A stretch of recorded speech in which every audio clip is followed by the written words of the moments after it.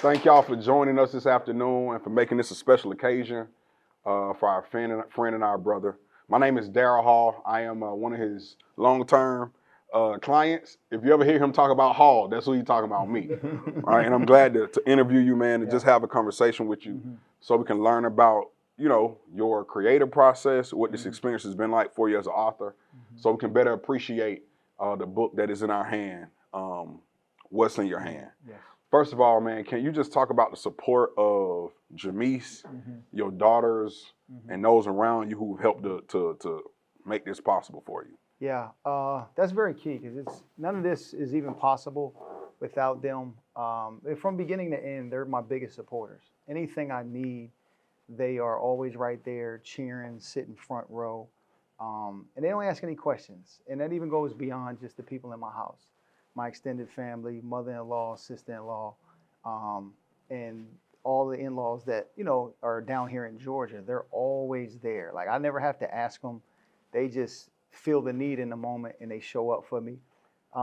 Just like, a lot of you guys that are in here, a lot of my friends, like whenever I need something, it's always just one phone call and it's done. So I don't get to this point to be even able to write a book, to even have something to write about without the support and community of the people that are continuously around me through the ups and downs. So I'm truly grateful for that. That's good, man. And look, we're grateful for you too. I think that the reason you get back that type of love and energy is because that's the consistency that you put out as a person and as a professional. So you have different skill sets that are apparent, right? You have the technical skill of being able to cut hair with the best of them. Then you have the growing conceptual skills of leadership and influence and how to scale and grow a business. Can you talk to us about what it required of you to adapt to become an author? Like what skills did you have that you could use and what are some that you had to learn kind of as you went through this project? What does the project require of you? Yeah, so the first thing was I had a lot of doubt, to be totally honest. Like people have been asking me to, kind of like, Stan, man, your story's interesting. You've done a lot. You should actually try to write a book or you should write it in a book. And to be honest, I'm more of a talker. You can put me up here, I'll talk till your head's spinning off rolling down the street. But to write it was kind of like, whoa, like, I don't know if I could do that. I start sweating if you ask me to write an email, right? So I was kind of nervous and I kind of shied away from it for a while. Just feeling insecure about it. Like, I don't know if I could do that. And then over time, I was like, well, once I complete like my vision's always been obviously to have my own shop and then to have my own, school. And then once I built that, I was just kind of like, all right, I did that, it's going well. And then I just got the urge and I was just kind of like, what's next? Yeah. And I have a bad habit of that. If you've been around me, you know me, it's like I get one thing done and I don't even stop to celebrate. I go right on to the next thing. And I was sitting in church with Hall and we were just talking and he was like, yo, man, what is your vision for this year, 2024? And I was like, well, I did a lot. I kind of like what I've done so far. But I was like, I always had this thought of maybe writing a book because, he's inspired me in that way because he wrote a book that was done very well. And I was like, man, I said, I think I want to do one. And he was like, well, why don't you write that on your vision board? So I did. And still, I didn't do nothing with it until about 6 months later, and I was like, I just started thinking about it. And I was like, man, I got to get to this book. Like I put that on the goal list this year. And if I don't accomplish it, if that's not me, I'm going to figure it out. But I just thought, and I was like, well, I'm not necessarily a writer. Can I do it any other way? And I got with somebody who is a writer and an editor. And I talked with them and they kind of gave me the confidence that, we can go through and we can talk about it. Yeah. But you have to put together like the outline. And I was like, man, I ain't wrote an outline since elementary school. So I'm over here stressing, right? So I was like, all right, talk to me about this outline. And she was like, she said, how many chapters do you want, first of all? And I was like, I think 10 will be good. So she was like, all right, I need the 10 most prominent events that have happened in your life. Mm. She was like, the biggest things in your life, like the biggest moments, the biggest transformations, the biggest changes, the biggest things that are like, that shaped you to who you are. So I started writing those down and I got to about 9. And she was like, but you said 10. And I was like, yeah, but I'm going to find out 10 when I get done 9. And she was like, oh, okay. Right? So then we just started talking. I was like, but she was like, all right, well, just write it out. And I was like, see, that's the problem. Mm. I was like, because I'm not going to write it. Like, if I got to write it, it's not going to get done. And she was like, well, what are we going to do? I said, how about we interview? And she was like, well, I've never done that before. And I was like, well, let's try it. So we got on Zoom, and I would just kind of tell the story of each chapter. And then we would go back, and she would put what I said in writing, and then I'd go back line for line and edit what I didn't like. Yeah. Because, you know, I have a unique way I talk. And if somebody's writing for me, they're going to be correct in grammar. I'm not that correct, right? But I have feeling in how I speak. So I just went back line by line. I was like, no, change this. I don't say that. I wouldn't do this type of word. I would use this type of word just to kind of give it my feel to it. So when you guys open the book up and start to read it, you'll feel me in it. It's not just I told somebody to write it and they put it together for me. So we started doing that, and it was chapter by chapter, and we probably did like a chapter a month. And I would just go through, we go back, revise it, I'd listen to it, I'd go back and rewrite it, and I'm like, I'll change this, and oh, I forgot that. All of the things, that require putting a book out. And then I just thought, I was like, well, and as I started having those chapters and I would tell a story, there used to be so many new things that came up as I was working through it. And it helped me from a place where like I was able to heal through telling the story. Because, coming up, it's kind of where I get, I believe, like just a toughness demeanor, like no excuses, just got to figure it out. Entrepreneurial mindset is just not having the structure to make it easy. I've kind of always, unfortunately, taken the hard way, doing things over and over, doing things before you're ready, doing things and finding out what you should have been doing way after the fact. You done spent so much time and resources doing it. And this was kind of that same way, where I was just going in and just learning as I go. And as I'm rereading everything, it gave me a greater appreciation for the journey. Yeah. All of the times when I didn't stop and just celebrate the small wins, looking back, I think I should have. Yeah. I wish I would have. So just going through that, realizing some of the mistakes that I made. It helped me become even more self-aware of troubles that I caused, even though at the time I probably didn't think so. I thought it was somebody else. Looking back on it, I was like, dang, it was me. So I feel like a lot of things character-wise, I was able to grow from just by attempting to do something I was completely unfamiliar with. Wow. It really showed me like who you are. Yeah. So that was how we got started. So we have to go 1 chapter, 2 chapters, 3 chapters. And after I finished the first 9, the first chapter is very special to me because the chapter is called Grandma. And the reason why is because without my grandmother, I don't even think any of this is even here. Because the book title is called What's in Your Hand? And it's inspired by the story of Moses in the Bible. Moses was, had a troubled, upbringing in the beginning. And he was called by God to go and free the Israelites from bondage. And in doing that process, he gave God a bunch of excuses, but eventually he got around to it. I'm sure all of us can relate to that. I know I can. And as he was going to do what he was called to do, he came upon the Red Sea, and all he had in his hand was a stick. And he asked God, well, what do I do now? And he raised that stick and ultimately parted the Red Sea. Well, from my vantage point, after learning about that story, I was at a crossroads as a teenager, not being able to afford to get a haircut. And my grandmother bought me a pair of trimmers for like $15 from Walmart. you know, the wall ones that everybody shaves with on the road. And I took that pair of trimmers and started lining myself up. And that's where I caught the interest to start to cut hair in the beginning. And over time, that developed into being able to take care of myself, to be able to create opportunities for others, and now be able to teach other people, and ultimately get myself, you know, financially free, but also create a way for other people to do the same exact thing that I've done. So Yeah. that's where the inspiration comes from. Yep.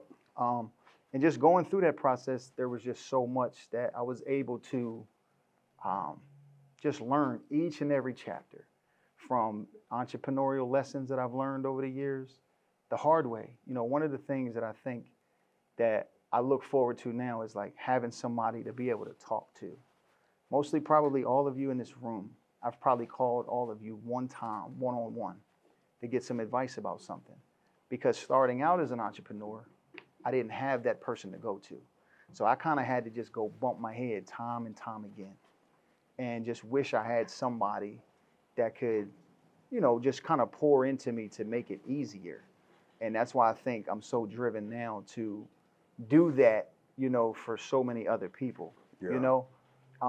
But yeah, just going through that process of being able to talk through it, it was like going to the counselor, you know, just being therapeutic for me, having somebody finally just slow down and just listen. Man, that's deeply inspiring. And I know your grandmother's legacy is honored by the small seed she sowed that turned into so much. You know what I mean? I've told you this often in private, that one of the characteristics you have that I respect the most is your diligence. I think another one I would describe is your earnestness or your integrity. But what you just displayed in this moment is vulnerability and the courage to get outside of the skills you have used to build your empire to heal as you develop the skill of becoming an author, right? So if you think about, you're right, your context, your world, at least the base of this empire is barbering, cutting hair, and teaching others how to do it. Yeah. But there are lessons you've learned that are transferable, because not everybody in this room is barbarous. So can you talk to us about what lessons you've learned that have shaped the person you are, that this book will help us see as transferable from your industry to my industry of pastoring, preaching, speaking, right? Education, youth sports, and so many other things that we're engaged in. What are some of the transferable principles we'll get from this book that we can apply to our path to be able to do well? I think the thing that stands out to me more than anything is if you have an ounce of doubt, you're out. And you're going to face fear, you're going to have doubt about something you may be called to do. But you're going to have to find a way to just go for it anyway. And because I think so many of us, we doubt that we should be doing something. And I think if you can get beyond that, I think the magic happens. There's been so many times where I've had to go through opposition so much that I actually have convinced myself that I thrive on opposition, right? Because you're going to go through things and things are going to challenge you. And I remember listening, I don't remember where I was listening to it, but it was that if you wanted to, if you had your own child, right, and you wanted to make that child strong, what would you do? And they said, you need to put them through challenges because that's how they get stronger. And I feel like every time as an entrepreneur that I've been challenged, I've always come back stronger. I've lost a lot. I've made a ton of errors. The only thing that I think that I can hang my hat on is that I just believed that I could figure it out. I didn't know when it was going to happen. I didn't know how it was going to happen. And I could go through countless stories in that book. And it was just me believing that I was called to do it. And I just worked through it. Yeah. I didn't have the answers. I still don't have the answers. There's so many stories in that book where I was faced with adversity that will make you be like, this joker here crazy. You know what I'm saying? And I just felt like I can figure it out. And it's not until like the very last moment where I've exhausted everything in my natural being to be able to do that it just clicks. Yeah. And then I'm right back starting again. Whether it's like starting a new business, I mean, I hated school. I graduated high school with a 1.3 GPA. Mm. And we're sitting in a school that I own. It doesn't make much sense. Other than I believed I can do it, and I got rid of the ounce of doubt, and it's here now. Is that easy? It's not easy. But if you can come to grips with removing the doubt, and you don't have to believe you can master it right now. You just have to believe that you can grow into the person capable of doing it. Yeah. Like it's never like, oh, I just failed. It's always I kept doing the same thing over again. That's why it failed. You never fail in an instant. You fail because you give up. And I mean, there's been so many times. When I opened my first shop, there was a barbershop next door. You don't open up barbershops next to barbershops. Hold on. We got to paint this picture. A barbershop next door in a 2-suite building. Yeah. There's only 2 suites in this building on Howell Mill, right? Mm-hmm. And they're both barbershops. All right, keep going. All right, so I saw the Fur-Lee sign in the window. And I called, and he was like, I want to put a barbershop. He's like, there's a barbershop there already. And I was like, but I want this one. And So I was like, and I want this one. And he was like, well, you got to see if the guy will let you. So I drove by every day, like I was stalking a girl or something. Like just drove by every day, right? I was stalking the business, and so I went there by every day, and he wasn't opening. And I was like, this is a business that ain't open every day. Like it can't be long term. So I drove by one day, and he was in there, the guy, the barber. So I walked in, and I was like, hey man, I said, I don't want to insult you in any way. I hope I say this right. But do you plan on being here for a while? And he said, why you ask me that? I said, well, to be honest, I drove by every day for the last like 2 weeks, and it's the first time I saw you in here. He said, well, yeah, but I don't know if I'll renew my lease. And I was like, okay, well, I want to put a shop here. A barbershop here. I said, if you will allow me to, I'll be the only barber, and I'll just get some braiders or something like that. This is when the braids and the dreadlocks and all that was in, and people were just getting lined up. And I said, I'll do that. Because the rent was so cheap, I was paying more for a booth at the shop than the rent costs on this building. Wow. So I was willing to take on the responsibility myself. That rent on that Howell Mill building when I first got it in 2010 was $800 a month. I was working at a barbershop called Goodfellas, and it was $250 a week. And I was like, if I could pay for internet and cable, I'm paying the same amount of money. So if it's just me in there, I can handle it. Yeah. Right? So I just wanted an opportunity. I didn't care. And I was like, I'll work a whole year by myself because I don't think he's going to renew. So that was like some vision, like some foreshadowing of like belief that like I could do this. So he signed and he allowed me to do it. That was February 28, 2010. We opened up April 6, 2010. And April 1st, he moved out. So 5 days later, I was in there by myself. What it sounds like to me is, so we're talking about, right, transferable principles. And you just highlighted one, right? If you got an ounce of doubt, you're going to struggle to maximize your opportunity.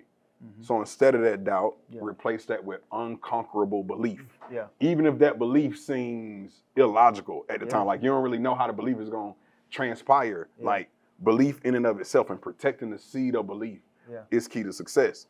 And then as you act on that seed, it's almost like the world conspired to bring your vision to pass. So what you're talking about, I think, is mindset, right? Let's get to the practical application of the book. Okay. And see if you can help us do with our own lives what you've done with yours, right? So you told the story of Moses. Yeah. Moses only had a stick in his hand. Yeah. The story of Will Stam is you only had a pair of clippers in your hand. Can you talk to us about how we can identify what's in our hand Okay. and what it requires for us not to minimize it, even if it seems insignificant? Like, can you help us identify what's in your hand and then talk to us about what it means to keep on using it until, you know what I'm saying? So what I look for is the harvest in the hardship. I think every human being goes through hardship, right? And I think we just want it to be over, right? We're like, yo, I'm going through this challenging time. I just want it to be over. Like tomorrow's a new day. Like I just want it to be over. But I think every challenge we go through, there's a seed in that for the harvest, but you have to find it. So my goal of this entire book is to challenge you to look inward to find what is in your hand. When I say what is in your hand, it's your personal experience, your skills. What challenges and hardships have you been in that you've come on the other side of?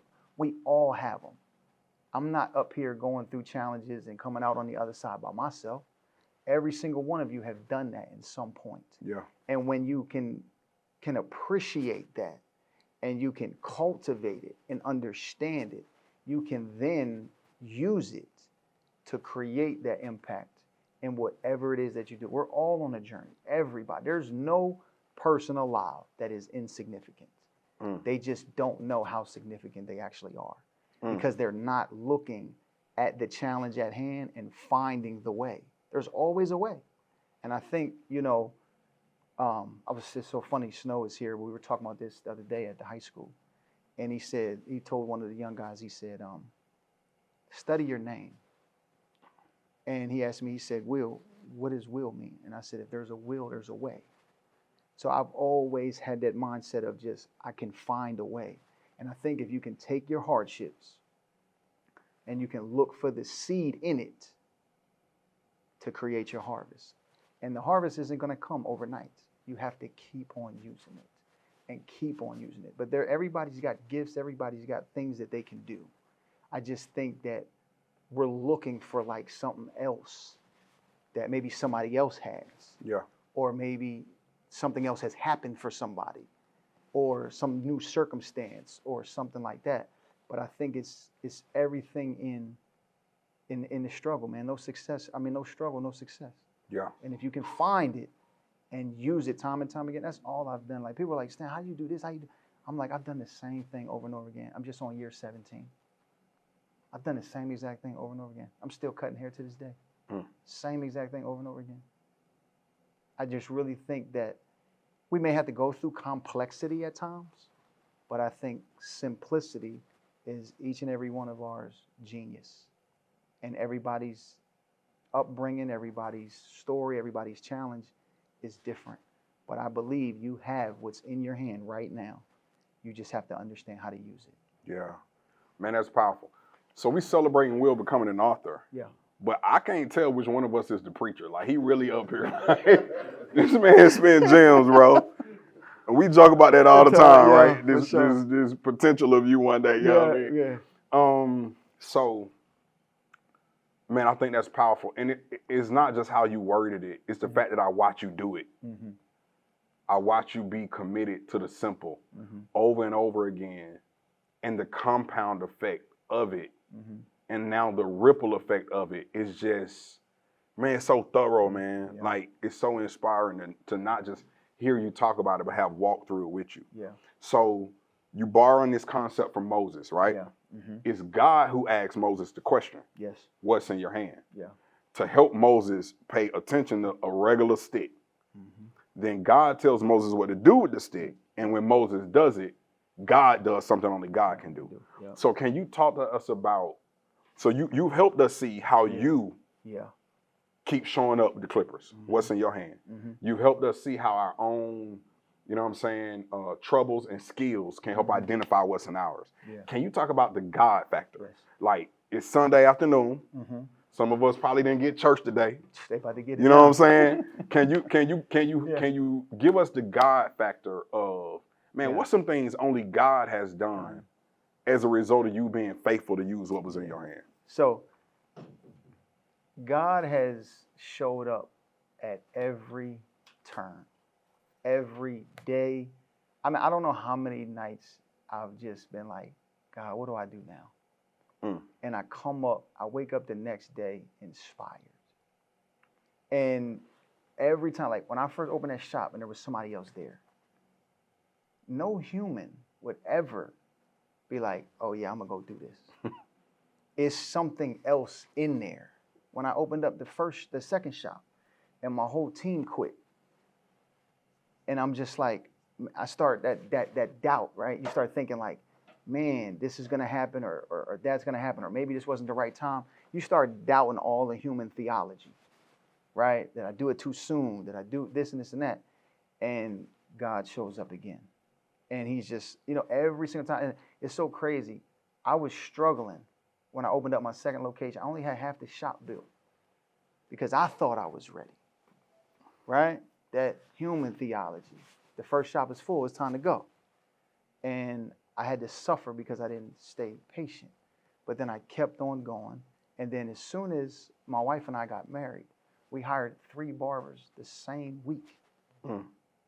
That's God again. Like, get yourself right. Get yourself in alignment. Get the family structure together. And then I was able to recover from that. And then it wasn't about just what God did a lot of times. Sometimes it's what God kept me from. There was businesses I could have did that it just didn't happen. Yeah.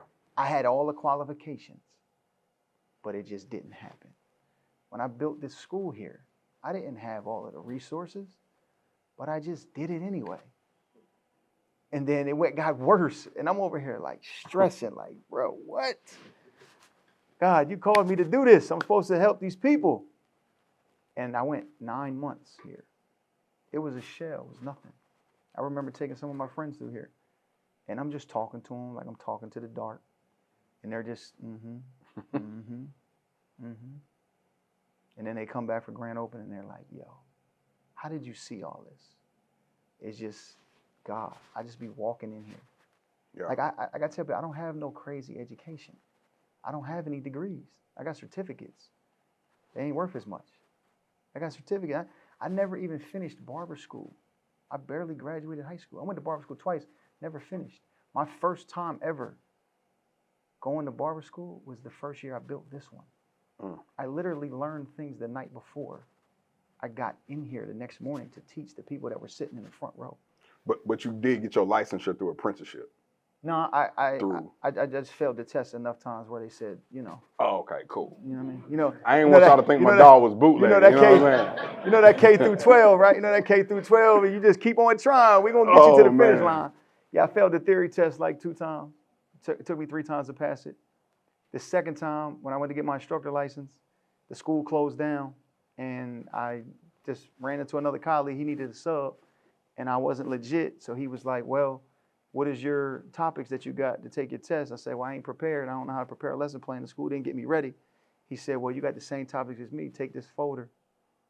And I just went and studied and winged it. Yeah. And they passed it. And then I subbed for him as a sense of gratitude. Wow. So then I came here to this school, and I'm like, yeah, I'm going to teach people how to cut. I ain't got no qualifications. I'm all self-taught. That's God in itself. That is. I'm all self-taught. I'm trial and error. Some of y'all, I was cutting your hair. I was trying to figure it out. The mirror lied. The mirror lied. Now you tell us. Right? Right? All right, this is going to be my last question. Last question. All right, good stuff. That's crazy when I think about it. I know, That's bro. crazy. Like that's God in itself, Yes, man. exactly. Just your evolution without having what would traditionally be called the necessary, you know what I mean, accoutrements of success. Like you ain't need all that. Right. But what you had is something that you couldn't have learned anyway, bro, in Yeah. school, to be frank with you.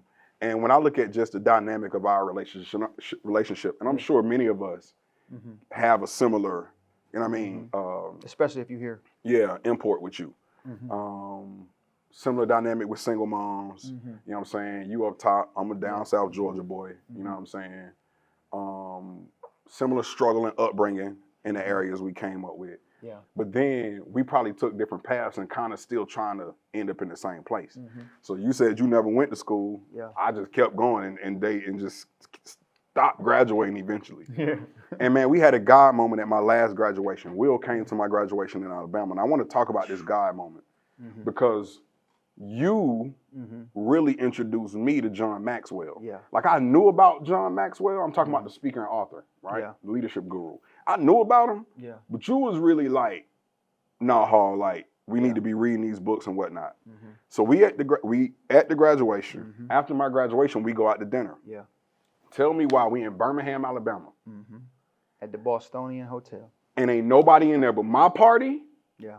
and John Maxwell and his host, His publicist. his publicist, right? Yeah.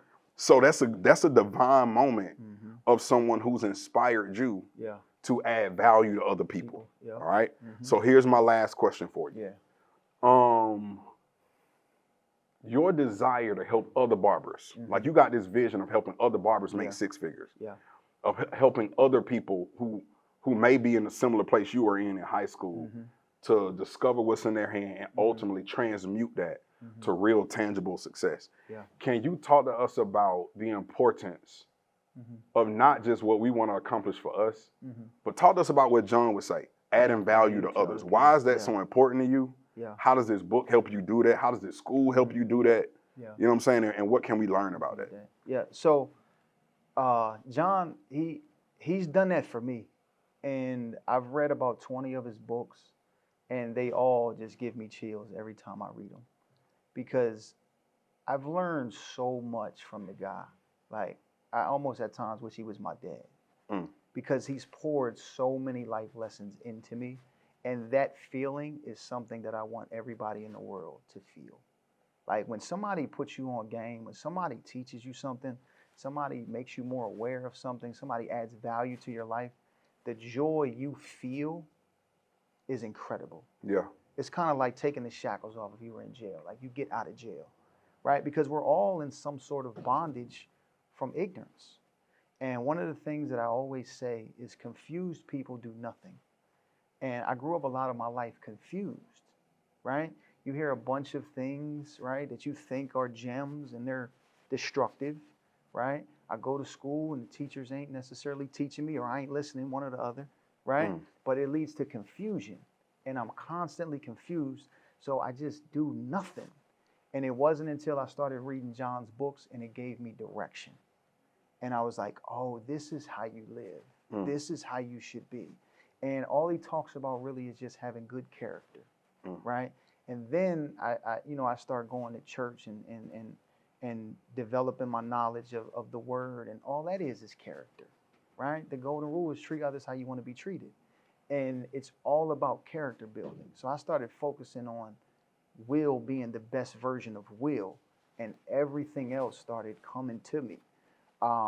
So it's like now it's just the constant quest of like, how can I add value to other people? How can I make it easier for them? How can I make it better for them? To the point where it's become my life's work, and this is another representation of that, this book. And it allows me to sleep peacefully. Like it allows me to be content with my own life, right? I don't have any like desires, like I gotta have this thing, because I feel like a superhero on the inside. Every day I come to school, I show up every day to teach class. I feel incredible because there's 15, 20, 30 students that leave empowered every single day. There's nothing nobody can buy me. There's nothing nobody can say. There's nothing that nobody can do that can take that from me.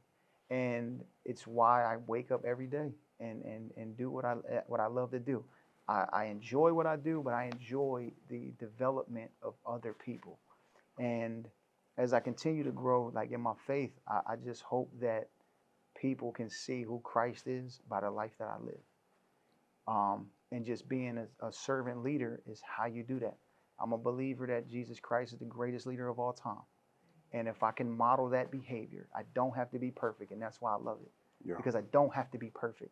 I just have to earnestly try to emulate that character and have people see that through me, and when it's all over, I'll be all good. That's what's up. Can we hear it for Will Stam, our author? Let's go.